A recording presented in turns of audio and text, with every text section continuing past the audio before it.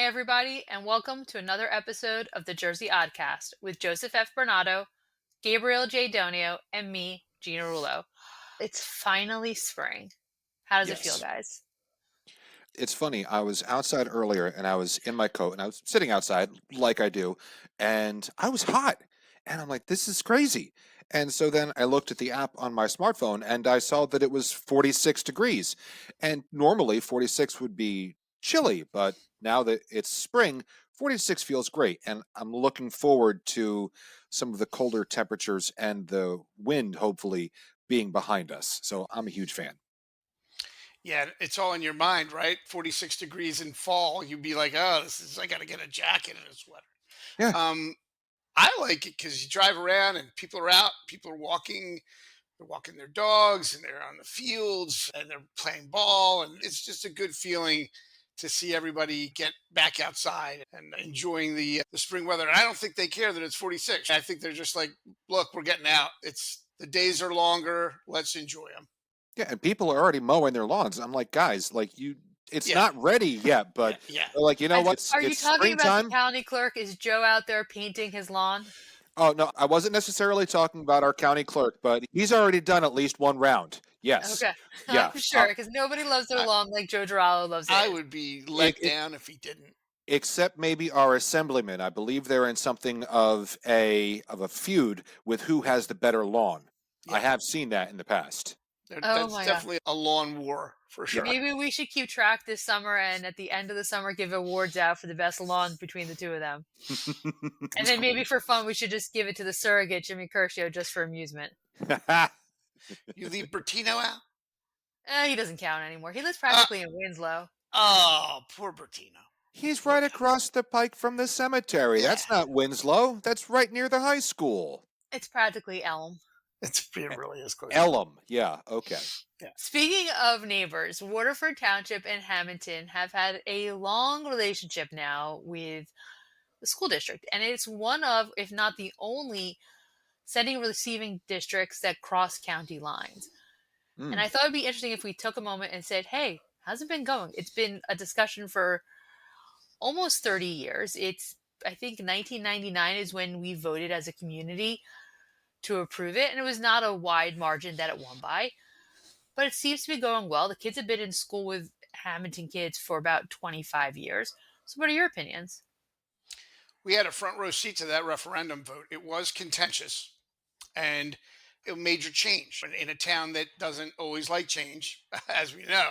And it was a major change. You're talking about at that time a $33.8 million bond referendum that was to build a new high school, and I believe in addition to the elementary school that became the early childhood education center instead, and a lot of facilities and a huge piece of property, former peach orchard out on the West Fork, again across from Old Forks Road from Oak Grove Cemetery, and bringing hundreds of kids from students from Waterford and really expanding the district's budget as a whole thing because their tuition was going to fuel that and did fuel that.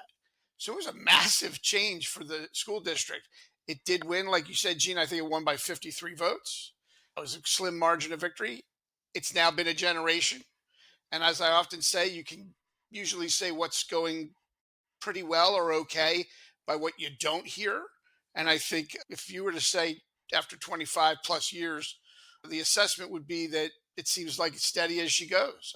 I don't think anyone's saying anything about let's separate these two or let's change it. I think you don't hear that on Hamilton's side. You don't hear it on the Waterford side. What do you guys think? Yeah, no, I'll agree with that assessment. And it's funny how some things never occur to you. It never occurred to me that it does. It crosses county lines. And you're right. There aren't too many. After you said that, I'm trying to tabulate in my head. I can't think of very many other districts at all that cross county lines like that. And It may be uh, the only one in the state, but it certainly was the only one in the state when it was created between the two counties. I remember when they were first talking about it, a lot of the resistance was you're going to be bringing in these Edgewood kids because Edgewood did not have the best reputation at the time. You're going to be changing the face of education in Hamilton. There's going to be a lot of fights and this and that. And I don't believe that any of that came to fruition. I think Winslow Township is better for it with their school district. I think Hamilton has been better for it with our school district. Lord knows a diversity of students never hurt anyone. Now, And having the when, Waterford kids has been a real benefit for Hamilton yeah, in a lot of ways. It really forced people to get out of their bubble, if you will. It's been yeah, very positive, in my opinion. And on absolutely. that point, Gina, I think it'd be interesting to know over the years, during the years, has it created bonds between Hamilton and Waterford familially? Have people have there obviously people go to high school together, maybe they get married, maybe they have children. Did that happen? I'd love to know out there if people who did a Hamilton person marry a Waterford person, and what did they meet that way? Did they meet in the Hamilton school district? Because prior to that, there really wasn't a lot of cross pollination between, say, Hamilton kids and Edgewood kids. I don't think I had friends in Edgewood, so I don't necessarily know that I would agree with that. I may have been an anomaly for all I know. you may have been. But then again, usually it was my experience that band and play kids tended to have friends in other school districts as well, because we would go to their concerts, we would go to their plays, and it was a way, and Lord knows how we even met the kids from the other districts, but we had friends in Edgewood, in Oakcrest, mainland, all around because we all had similar interests that way. But again, we comprised maybe 10% of the student body, so that may have been an anomaly. I'm just really impressed with how well things have gone for the past 25 years. I'm looking forward to the future. I'm sure that our high school is going to need some improvements in the coming years since it's an older building at this point. I know we've redone the heating system or HVAC system, parts of that, and now we're probably going to need to do some other improvements inside the building as well. So I'm curious to see what that brings. One thing I did notice recently online is that the school district seems to be hiring for a good number of positions. So if anybody is looking for a job in Hamilton, check out the school district's Facebook page for some listings of jobs. There's been a good diversity. Like they're anticipating a certain number of positions coming open. I don't know what the case is, but we're looking for a teacher of mathematics, a transition coordinator slash job coach, a speech language specialist, a teacher of ESL, a student support counselor, among others. Definitely keep an eye out. And I think Hamilton School District would be a good employer. What do you guys think? It's a good spot. The kids are there to learn. The students are there to learn. I think there's a good camaraderie among the staff from what I've always seen. It's a very tight knit district, which shouldn't be surprising because it's a tight knit town. So I think if I was coming in either from the outside or someone local who wanted a job, it would be a good place to maybe get a foothold in a school district that's, I think, a very stable one too. Oh, yeah, no, absolutely. It seems to be more the trend than not that once people are hired by this district, you have very few that decide within the first year or so, this place isn't right for me, and then they leave. Most of the hires are here and they stay here and they end up retiring from here.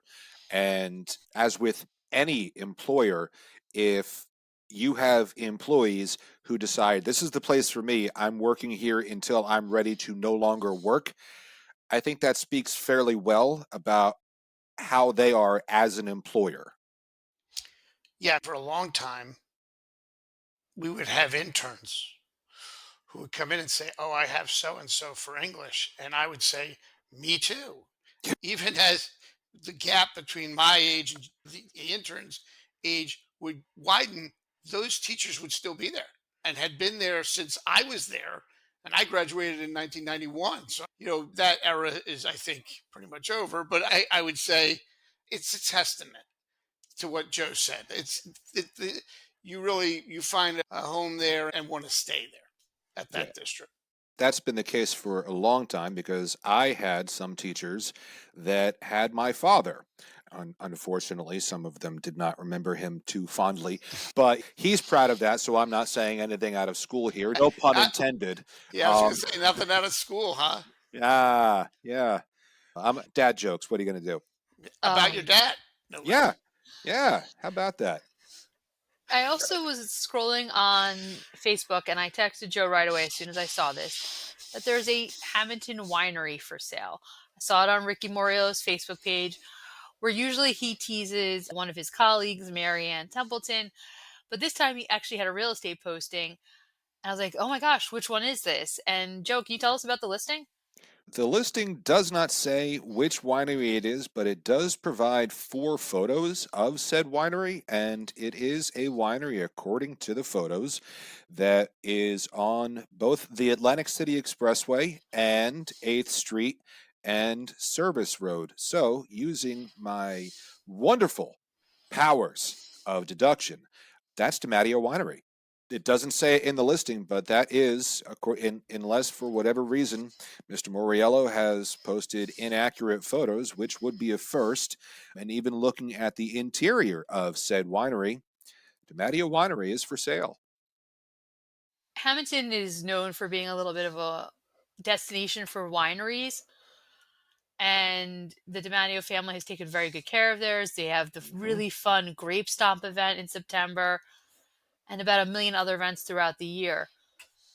So they know what they're doing. So if there's someone Yeah, out there who's looking to make a difference or getting to own their own wine shop, maybe they're a retired Hamilton school district teacher and they're looking for that post retirement career, this could be an interesting opportunity for them. And yeah, with a and brand that's well known. And I think they've yeah, won some awards too, DiMatteo's. yeah. They've won awards, and rightly, they make a very delicious product. I'm not endorsing one winery over the other. I think every winery we've got in the town of Hamilton, I'm satisfied with whatever I pour in a glass from any of them. But DiMatteo is no exception. They know what they're doing. Absolutely. Yeah, and it's, I think, a testament that they're, if it's being put up for sale, I think it's something of value. I think it's something like Gina said could be a really neat second career, retirement career. You sit out there and it's work. There's no doubt about it. There's a lot of work involved, Joe, from Hmm. agriculture, but it's also a different pace from maybe somebody else had a high, maybe you had a high powered job and now you want to just have your own winery and you like the idea of that. And it fits into and complements, as you said, Joe, the other wineries that we have, and the fact that Hamilton has become a spot where people can come and visit a few of these places, and they're all within driving distance, and it's a great afternoon for a lot of people. Yeah. So I think that's an opportunity for somebody. We'll see. A- And Lord knows, picking that up as a second career, pop culture is replete with references of people who give up the hustle and bustle of this and live out their days on a farm, specifically a winery, one of my favorites, Captain Jean-Luc Picard. Left That's right. Starfleet, Of course. went to Chateau Picard to pick up the family business, and became a vintner. Yeah. So maybe someone will beam on over to this winery Yeah, and buy it. Let's hope. I also Well, think it would be a shame that it should go into another group's hands. It would be nice to see someone do something positive with it. well, in fun order to fact read as a your side story, years ago when our farm was for sale, I happened to read on what was then Twitter that I believe it was Anna Faris was looking to buy a blueberry farm. So I tweeted her. She liked the tweet and that was it, and nothing ever came of it. But she said, I would like to retire to a blueberry farm. We've got one for sale. Yeah, we can help you with that, Anna Faris. Come on over. Gina, you were going to say, I was going to say, if you are interested in buying a winery, I definitely say read the contracts. And if you're retired, you might need some glasses. And where should people go for eye exams and glasses, Gabe? they should go no further than Hamilton Family Eye Care. See Hamilton Family Eye Care for routine and medical eye care for all ages, from glasses to contacts to eye exams and more. Visit Hamilton Family Eye Care at Peachtree Plaza, 80 South Whitehorse Pike in Hamilton. That's where I go for my glasses, and I'm always happy with the service. Great people. Call 609-567-7479 or go to hamiltonfamilyeyecare.com. You were just there last week for an eye exam, correct? I was, and it went very well. They put drops in the eyes. Not a huge Mm. fan of that, but it's fine. And they do a great job over there. And I'm looking forward to a new pair of glasses soon. Excellent. As someone who's not originally from New Jersey and lived here, my family has often come down to stay. And the problem is that there really is a lack of quality house lodging in town. You can go to Atlantic City, sure, you can go towards Philadelphia, but there really isn't a great place to stay in town. We now have the Martin over at Cathedral on that property, but there really isn't other choices that I would feel comfortable having my family stay in. Right. Ha- do you guys agree? And is there a demand for it? And do you think it'll be a boutique hotel or a national chain? I'm going to guess boutique hotel. I don't know that we have the demographics for a Hilton Garden Inn or something like that. If you're going to put it, so a national chain would go over by the Expressway Exchange.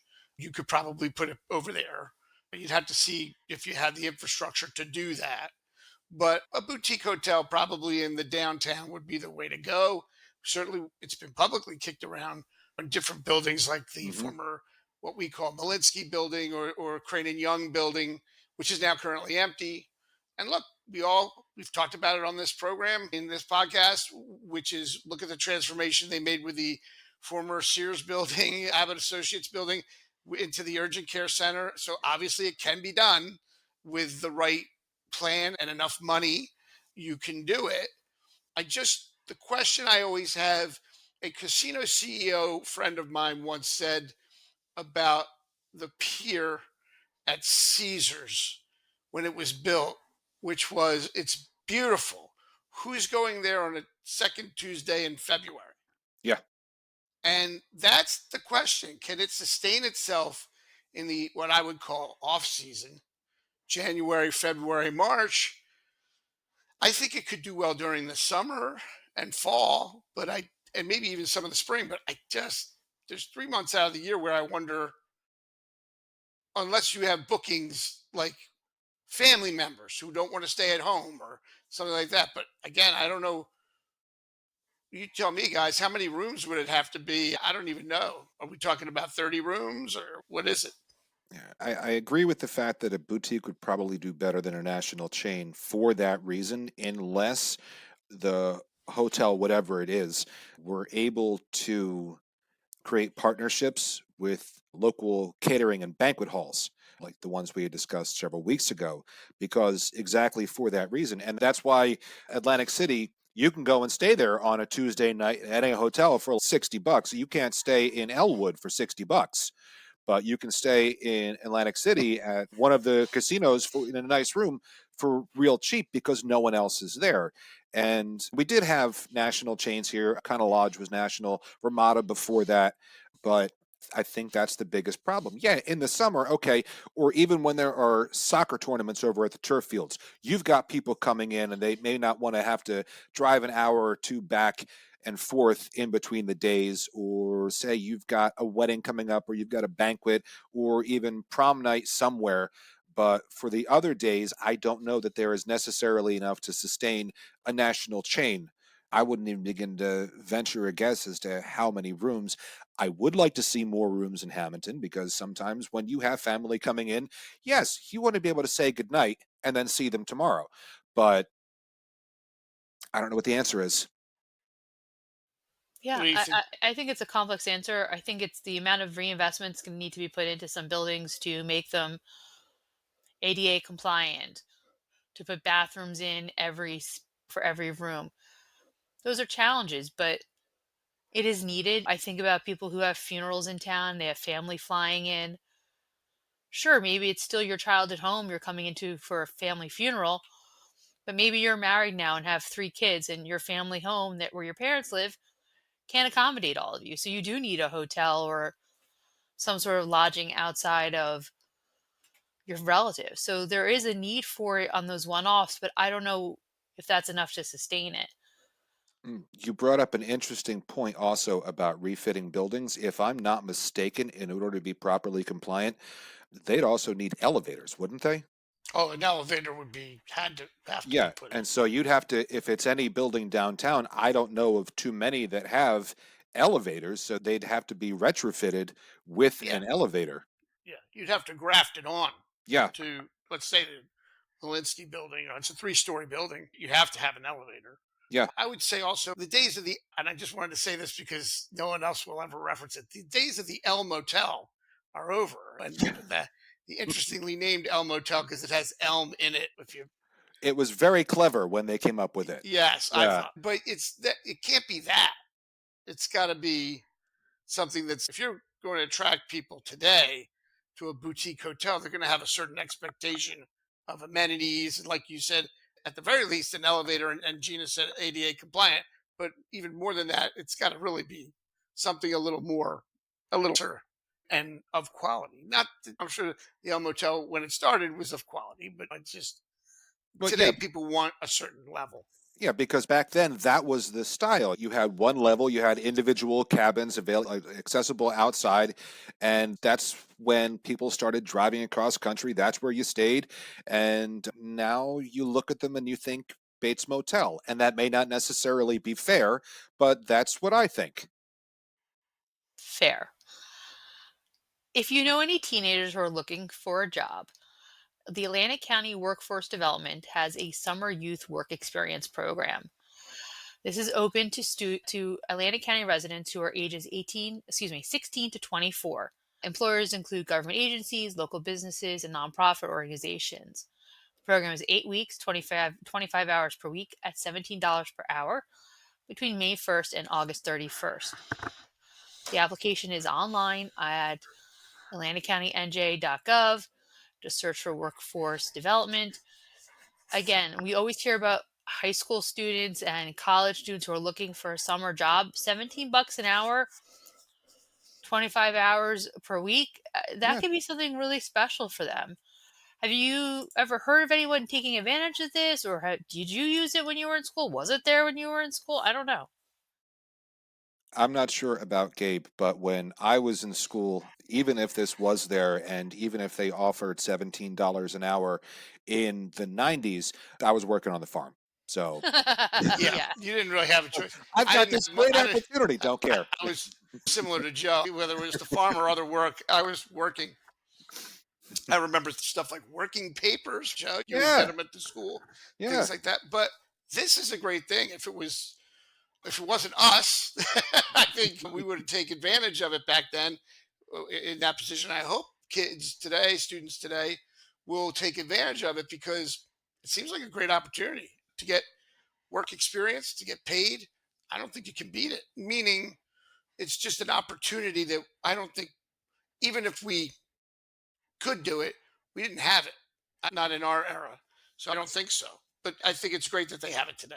Yeah, and if I'm not mistaken, it includes 25 hours of virtual training for a grand total of, and there was 175 hours of in-person work. So like your training, it sounds like it's done from the comfort of wherever it is that you choose to train. And then 8 weeks worth of work, $3,400 at 16, 17 years old.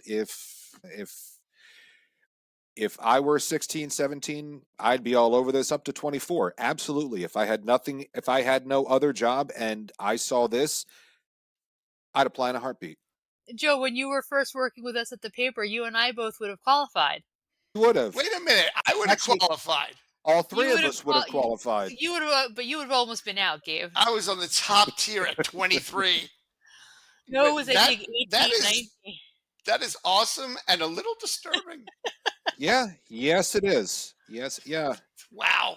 And We were and young guys and even then, when we first started working together, if you remember, I could only work 1 day a week. Why? because Because you the were farm. working on the farm. Right. That's right. That's right. And that was a battle getting Mondays off. But Who would have given you Mondays off? Anna Faris. If she had bought that farm, yes, she she would would have have. been like, Yes, she go would have. ahead. You go ahead, Joe. She would have been a fair and equitable employer. I think that if you are going to take advantage of this, you need to pack your lunch and you should bring a great hoagie from Bagliani's Market. Gabe, can you tell us a little bit about Bagliani's, one of our shows? Whether you like cold cuts or whether you like, you call it lunch meat, whichever it is, I would say I'm proud to announce our newest sponsor of the Jersey Oddcast. One of the sponsors now that just jumped on board is Bagliani's Market. Now, at Bagliani's Market, they always say we treat our customers like family with a variety of custom cut meats, farm fresh produce, delicious cheeses, a full deli, and more. Bagliani's Market has something for everyone. They are famous for their wide variety of authentic Italian specialty products. Try their Italian bread and rolls, prepared foods, and homemade pasta. Follow their social media for weekly loyalty reward promos. Bagley Annie's Market is located at 417 12th Street in Hammonton.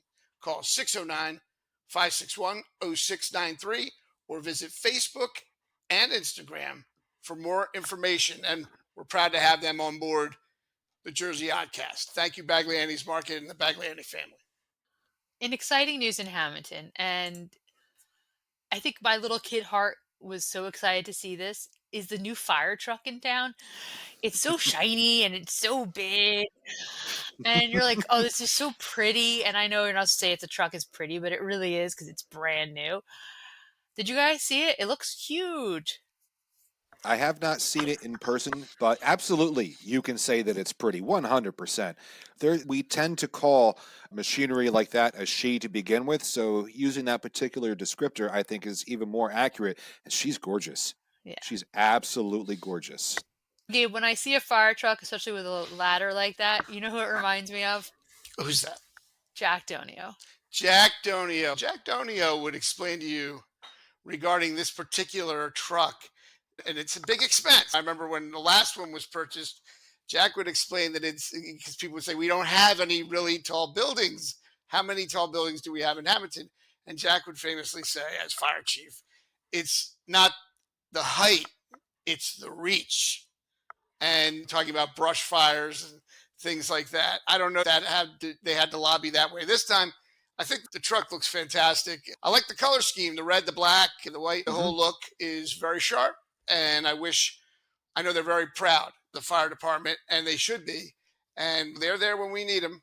The fire department, fire company number 1, and Hamilton Independent Fire Company number 2, and the whole company, the whole department. So we're proud of them, and we're happy that they have the equipment they need to do the job that they do. It's a dangerous job. And as far as I'm concerned, it's probably the best investment we can make is in things like our police and fire, because they're, as I said, they're always there when we need them.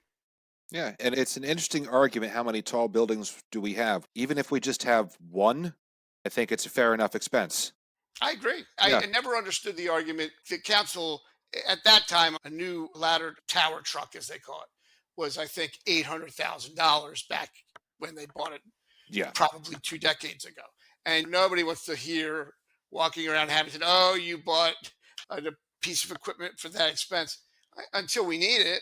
Yeah. Then they want to, oh, okay, then we need it. Yeah, because by the time you wait for one of the surrounding districts to get their appropriate equipment here, half the time it's too late. Joe, Sure. why don't you volunteer to be a fireman for the day, and maybe you can go climb up the ladder or something, and you can There get us are nice so pictures. many reasons why I will not do that. Fan of fire. That for number one. Number two, you'll notice that in so many of my professions, whether it's farming or whether it's working at a cemetery, I work on the ground or under it. I don't Right. work up. Also, So these are all good reasons. Another good reason is I believe the quota for Joe Bernatos has been met at the fire department, and Bernatos in general. I don't know that they need another one, but that's you could ask the. Maybe they're like, we'll take all the Bernatos we can get at the Oh, fire department. I don't know if you saw this event that's coming up, but I feel like the timing of it being announced is a little bit mocking of us. The Hamilton Green Committee is having a seed swap. Now, we all admitted last week that right. we are not the best at growing things. And now the Green Committee is having a seed swap at the Canoe Club on Thursday, March 27th. I have nothing to bring to this, but I love the idea. I just wish I could participate. I can't. I'll bring something to it. Not that bad at it. We're terrible at it. We should be nowhere near anything that grows out of the ground, except Joe. Joe, you have a history in agriculture, but I'm not a gardener. I can't do it. I can plant grass. Grass Okay. grows. I can plant trees. They grow. But anything else, not so good with it. Even with blueberries, they don't come from seeds. They come from cuttings, and then you make rooted cuttings, and then they eventually grow from there. Seeds, Not so good with seeds, although I did manage to grow cucumbers several years ago in a raised bed. And it was funny because you planted them in a little thing and then you transplanted them later in the spring. You water them and then they all turned yellow and I thought they died. And then I went out a week later and there were cucumbers everywhere. So I was able to do that. And I think that's about the only success I've ever had growing anything from seeds. I think this is an awesome idea. It's have a seed, leave a seed, need a seed, take a seed, have a penny, give a penny. So It's nice. It's a good. it's But do it's you a cool think that concept. the Green Committee announcing this on the 19th was just teasing us a little bit, or am I reading into it? I'm a little bit sensitive about the fact that No, I am a I horrible mean, plant why person. should they be any different than any other Hamiltonian we've ever met? Maybe they know about my secret shame of bringing a bonsai tree back from my senior trip, and I killed the damn thing like in 4 or 5 days. Mr. Miyagi would be like, "You no good. Oh, Come on!" And that tree was beautiful. It probably was 30 years old. I killed it in 4 days. how? I Have you met neglect us? mostly. I was The fact that 17. I got on to other things.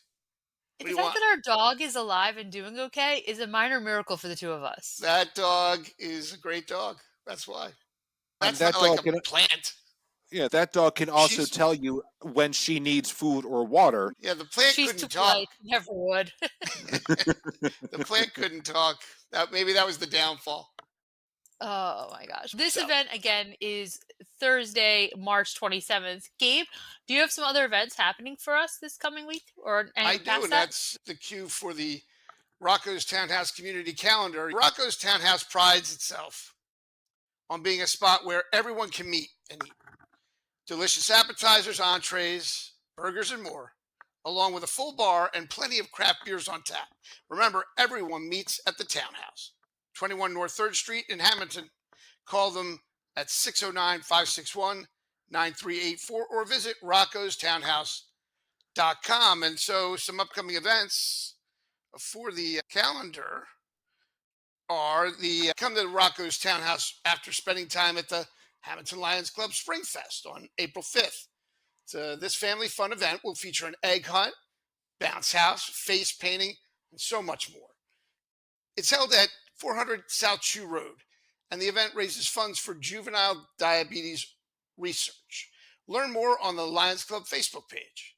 Also of note, there will be a career carnival for kids showcasing diverse career paths on Saturday, March 29th, between 11:30 a.m. to 1 o'clock p.m. at the Camden County Library System in Berlin.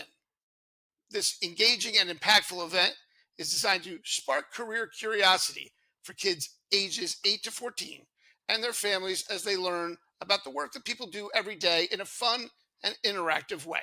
More info on CamdenCountyLibrary.org. On April 2nd, there will be an artist workshop on miniatures at the Hamilton Family Success Center, 310 Bellevue Avenue, from 6:30 p.m. to 8 p.m. Learn more online. And lastly, Waterford Township Home and School Association is hosting a casino night on April 5th at Royal Banquet and Events. For more info and tickets, visit wthsa.ptboard.com. And that's it. I would add to that Royal, the new place out there, dovetails into what we were talking about, the resurgence in a few episodes ago in banquet halls, including here in Hamilton with Exquisite. So looks like Waterford has theirs back up. I think that's the former Shannon's, if I'm Mm. not mistaken, on the White Horse Pike. That's all I've got for the community calendar sponsored by Rocco's Townhouse. If things to do with your family or by yourself is the new Edelman Fossil Park and Museum of Rowan University. This new museum is opening March 29th. It is dedicated to all things like basically, let's be blank about it, dinosaurs. It's in Mantua on 66 million Massasour Way. I'm sorry if I'm mispronouncing that. Oh, cool. We have a dinosaur museum. I Gina, love it. we need that guy in the white suit from Jurassic Park. like, They're like, no yeah, expense. yeah, you know what I mean? John, what was his name? John, John Hammond. John John Hammond. Hammond. Maybe I'll go. I'll wear white suit and hat, or whatever, and I'll go and say welcome to, but they probably don't want that. I But think Yeah. most it people will looks take your cool as job from you hell. if you do that, Gabe, to be Yeah, honest. If you're it really looks cool. I have to say, go to the website. If I was a kid, I would be like over the moon Oh at yeah. looking at this stuff. Yeah, especially since it's on the site of a 4-acre quarry where more than 100,000 fossils have been unearthed. So you're talking about like an active site where actual dinosaurs, where actual fossils, everything has been found. I think it was, I don't know how they do now, but I think it was second grade where they started teaching us about dinosaurs and really getting us involved and interested in dinosaurs. And some of us have never let that go. I don't know what your favorite dinosaurs are. Mine is and I never know how to pronounce it. I think it's Ankylosaurus or Ankylosaurus. It's the one that kind of looks like a little spiky turtle with a Oh yeah, club and like spikes out of the tail. That's my favorite. Always has been my favorite. And so the idea of a dinosaur park connected to my alma mater in the state where I believe you had said the very first dinosaur fossils in the United States were uncovered, I'm all about it. I think it sounds just like pure fun in a bun. yep. And they spent $75 million on this thing. We're in the wrong business, I think. Yes, we are. God bless them. $75 million. I'll bet it looks like it from what the pictures I can show. It does look like it that they spent all that. But yeah, for me, my favorite dinosaur would be the Brachiosaurus. I think I like that one. Gina? Triceratops. Oh, Hey, Triceratops. yeah, cute little Wasn't there Tricy. like a really cute Triceratops in the Land Before Time? Yes. Yes. Yeah, there Hmm. was. Anyway, I don't know Very if it was cute. a Vegisaurus or whatever. If you remember, that's what they called it in Jurassic Park. But yeah, no, I like Triceratops. Very adorable. But no, definitely worth taking a trip, taking a ride out to Mantua, going to see this new museum. I think That's it's going to great. be very popular for our community. About how far from Hamilton? It's Maybe a not half far. hour, 40 minutes, I would imagine. Yeah, take the kids, make a Yeah. day of it. Why And not? speaking of museums, make me think of libraries, and Hamilton has a lovely library. The Atlantic County Library System Hamilton branch is right on Egg Harbor Road, right near the Martin and Cathedral, since we were already speaking about them earlier. I was there the last week with Gabe because we had to renew our library cards. Even though I don't borrow a lot of physical books, I borrow a good number of audiobooks and digital books. So you have to go in and renew your card and you have to find the card because I don't use it because it's in my smartphone. But I just love having that accessibility. And I'm a member of a couple other libraries where you can pay to be a member. I used to be paid to be a member of the Brooklyn Library. They don't allow that anymore. But libraries are a wonderful resource, especially when you don't want to pay for audiobooks. And I listen to a lot of audiobooks at work. How often do you guys use the library? What do you think of the library? When's the last time you were there? My easy answer. I was there last week with you to Yes, get the library card renewed, we've already so I stated can that. remember that. But I love it walking in there to the Atlantic County Library. We used to be called the Atlantic County Library West and was Mhm. finally rectified to being the Atlantic County Library Hamilton branch because every other branch was a town name or whatever. But this falls back to the truck, the fire truck. Although that Back is then, not the library you were most recently at. what's that? That was not the library you No, were most. I was in Ventnor. I was at the Ventnor Oh, Library, which is another beautiful library. When I walk into the Hamilton Library, though, I always look up at the big frieze of the Pegasus, and I think about the architecture of that place, and I think about Joe Benedetto, who designed it, who's from Hamilton, and was the architect on that job.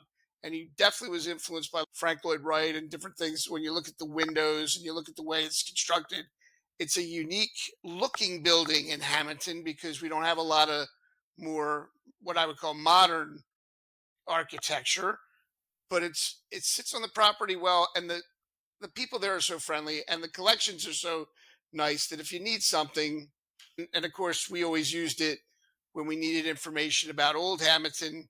They still have a microfiche machine with old yes. newspapers on it, as Joe, and some of the old newspapers are online. The South Jersey Republican and the Yes. 1800s and Uh, 1900s. from about 1927 back, with even including the Hamilton Farmer from 1860.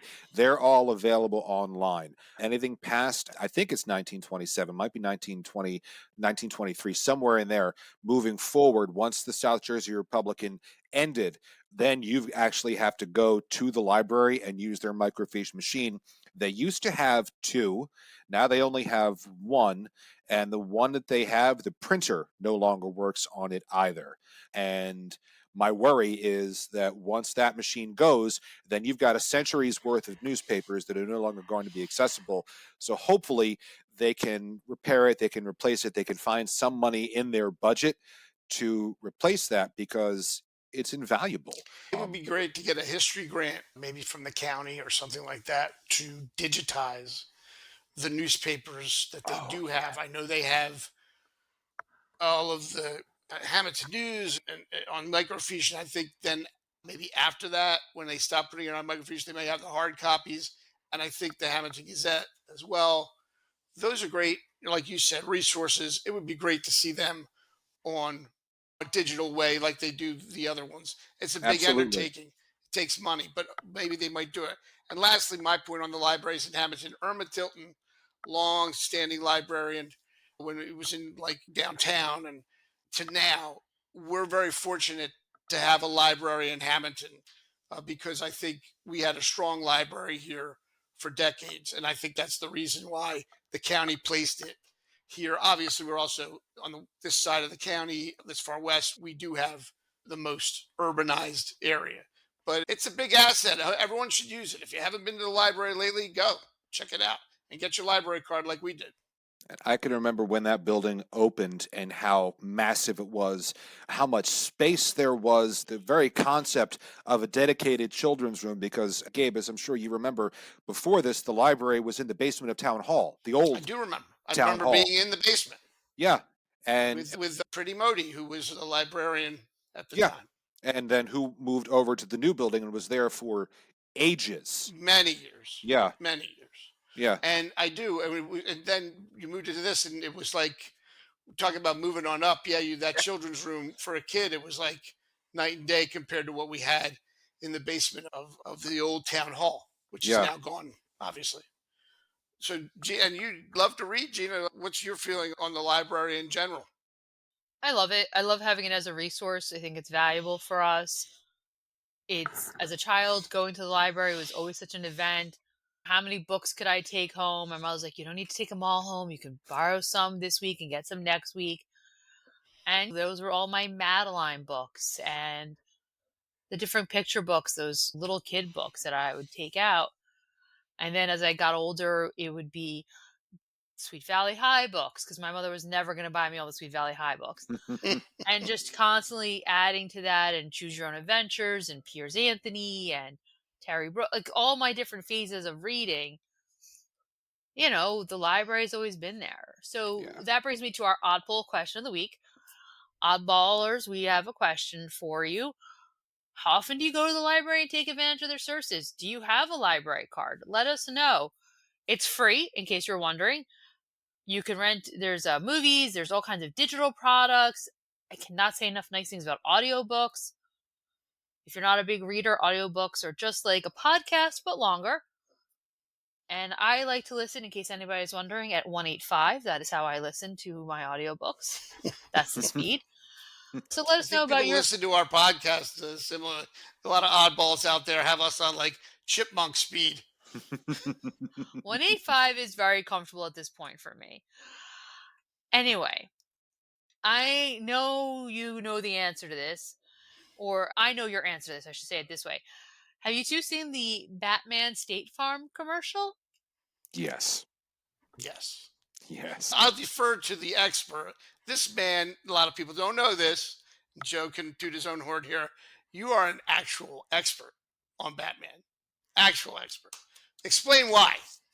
Oh, I Yeah, I several years ago I contributed to a book called Gotham City 14 Miles, and I wrote the episode guide for it. It was around the 1966 TV series, and I was on a panel at New York Comic Con with other actual comic book writers, Bob Greenberger, Mark Waid. I'm up there with these guys, feeling like way out of my league. But the audience members are like, okay, he's in the book, so he knows what he's talking about. And then 2 years after that, I met Adam West, who played Batman in the TV series, who was not only familiar with the book, but who, unprompted, said that he enjoyed the trivia that I had in the episode guide. Yeah, And you've read about 1 million Batman comics in your. 1,000,005. Yeah, give or take. Yeah. So what'd you think of the ad from State I Farm that parodied Batman and Bateman with Jason I Bateman? I think it's probably the best work of Jason Bateman's career, going all the way back to Valerie. I believe was where he started. It was Valerie, then Yes. Valerie's family, then the Later, Hogan family. Valerie's Family with Yeah, Sandy Duncan yeah. of Wheat Thins fame. Certainly better than his work in Teen Wolf 2. This is probably the best of his career. And it's exactly what one would expect of a second rate superhero trying to compete with actual Batman, who just went through the entire thing looking so aggravated and so defeated. Just like, go home. What do you do? Go home. It was fun. Absolutely. Will it get people to buy their product? Who knows? Will I watch it again and again? Absolutely. It's, for my money, it's better than the Clooney Batman film. And it was only about 2 minutes long. Yeah, that part's nice too. I am a longtime Batman reader, a longtime Batman comic book fan. Obviously, the movies, and not so much the Clooney one. You're right, but oh, by the way, Bateman was good in I think Silver Spoons and Just Our Luck. I think he had some The, good the, moments. I don't In even my remember childhood, Just Our Wasn't Luck. he? come on, it's a long time ago. But the point is that what I I just want liked, to say something in defense of Jason Bateman because God forbid he ever finds this podcast, and I hope to God he never does. I just Um, complimented him. Ozark, Oh Ozark, yeah, I didn't Yeah. see that. And and Hancock. That was a pretty big Yeah, he movie. was good in forgot about, Hancock, and I which was believe, a superhero film. yeah, and he played a really good creep in Juno, if I'm not mistaken. Oh, he Oh, was a really good creep. yeah, Yeah, yeah, yeah. that's great. That's great. I don't know. Did I see Juno? I don't think I saw Juno. I know what it is about. But I was going to say what I liked was the originality. Even though it was a parody, I liked the fact that State Farm reached out of its comfort zone and said, why don't we do something big instead of just Andy Reid and trotting him out here? And let's do something a little different. We can afford it. And Yeah. I think they had, like you said, Joe, they seem to have a lot of fun doing it. I like the trend of companies opting to go a little bit absurd with their commercials because they stuck out. And I'm going back to, at the very least, the Quiznos commercials from the early 2000s with those little weird puppet creature things. Do you remember those commercials? I think they were called Spung Monkeys, is what the creator called them. And they were like, we're not the Quiznos. Do you remember them? Am I alone here? Think I remember them. I'm trying to, like, I'm out. yeah. When was this? Early 2000s, it was these weird little things, and they were like, we'll take any coupons for oil changes and pony rides, come to Quiznos. I had never been to a Quiznos, but that weird commercial made me go. So, Remember that. I remember Quiznos. I oh, don't remember the commercial. I thought the scrubbing bubbles were weird. Remember they them? were always fun. I Yeah. thought they Hmm. were odd. Hmm. Okay, so what was the name of the family on Valerie? Hogan. Very nicely done. Okay, Yeah. good. You Well, guys. that's because Valerie became Valerie's family, and then it became the Hogan family. So, That's right. That was the name of the show. Okay, Now, so it wasn't Sandy Duncan, like I said, she yeah, took over. she was the Peter sister who Pan came fame. in. Wasn't she Yeah. in Peter Pan? Yes. Yeah. Uh, Yeah. I And think she, she's yes. more known for that than she was for the Wheat Thins commercial. maybe. I remember her in the Wheat Thins commercial. There was a reason they made her a pitch person. She wasn't exactly like George Foreman, but Oh, rest in poor peace, George George, by the Foreman. way. Come on, I guys. loved my George Foreman grill. He was great. I Great loved him. fighter, great pitchman. Oh yeah, between the George Foreman grill, and he did Meineke commercials for ages, didn't he? Yeah. Yeah. Meineke, he did just about anything they would pay. Like, market this, George, and the grill. Come on. Oh The yeah. grill. The George Foreman grill. Yeah. That was like an icon of that era. And everyone had one. And Yeah. anyone who says they didn't have one is lying. As I love odd things about New Jersey, And for this week's odds and ends, I found something on the Robertsdale Historical Society website that just made my head go. And according to this article from 5, 6 years ago on this website, cheerleading started at Princeton University in the 1860s, 1865 to be specific, when Thomas Peeler gathered 6 other men and formed the first pep club. In 1865, these students also developed and performed the first known cheer at a football game between Princeton and Rutgers. The men, 7 of them, all yelled on the sideline, "Ta-ra, tiger, tiger, sis, sis, boom, boom, ah, Princeton." I am sure there's a lot more enthusiasm than I am bringing to it, Yeah, I hope but so. but God, 33 yes. years later, the University of Minnesota is the school that gets the credit for forming the first known organized cheerleading squad. And New Jersey, once again, is left to history except for this website. So I thank them for that. But I love knowing odd things about New Jersey. That Yeah, sounds. Go ahead. my only statement would be, what is pep and how do I get it? I like you get pepped up. I don't know. Do they still If you're in bring the bed by pep? 9 o'clock, so I don't think there's a Yeah, lot of pep probably there. not. Do they still bring the pep at the pep squad? Do they call it a pep squad? And Joe, doesn't that sound familiar? That Absolutely. That sis boom whatever is very similar to the Bugs Bunny cheer, which, if you remember, is something to the effect of fricka fracker firecracker sis boom ba Bugs Bunny rah. I tell you what, who but you? Just off the top of your head? Off the top of my head, I mean, my I remember the wheat thins then. He's my very mind special. is a storehouse of useless information. It sure is. Thank God. You are such an asset to this oddcast. And I'm Joe, if sure the oddballs love it. Joe, if you want to go outside and practice your cheerleading, is this the week for it? Will we have the weather for it?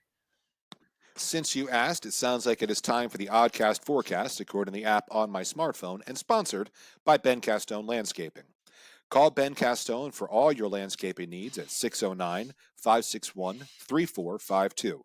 They're here to keep your yard looking great no matter what the season.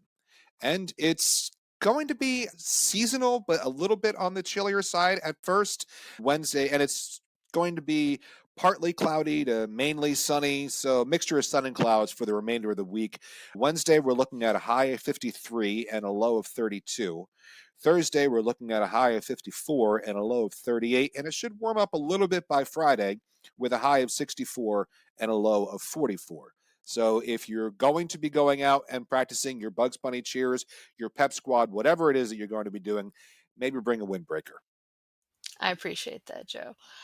And if any of our listeners, viewers, or even potential advertisers want to get in touch with us, where can they call or email or Well, find us?